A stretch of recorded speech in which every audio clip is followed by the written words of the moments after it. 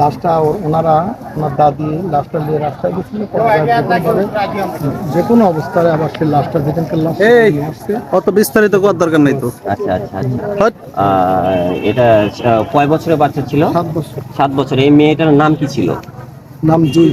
নাম জুই। মেয়ের বাবার নাম কি? নাম হচ্ছে জাহিরুল। জাহিরুল ইসলাম। উনি কি প্রবাসী? হ্যাঁ, মালয়েশিয়া। আচ্ছা আচ্ছা।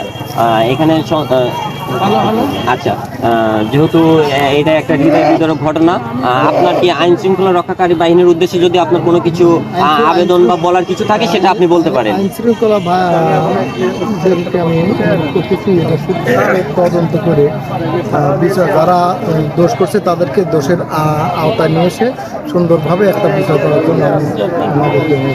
আপনাকে অসংখ্য ধন্যবাদ। সুপ্রিয় দর্শক মণ্ডলী, আসলে আমি যে জায়গায় দাঁড়িয়ে আছি এটাই মূল ভিকটিমের যে জায়গাটি, এলাকাবাসীর পক্ষ থেকে বা এই ভিকটিমের পরিবারের পক্ষ থেকে আইন শৃঙ্খলা রক্ষাকারী বাহিনীর উদ্দেশ্যে বলতে চাই যে এটা দ্রুত তদন্ত করে যারা দোষী সাব্যস্ত হবে তাদেরকে আইনের আওতায় আনা হয়।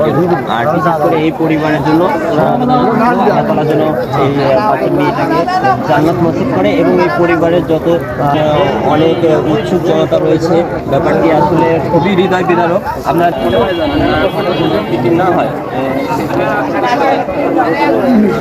আচ্ছা আচ্ছা।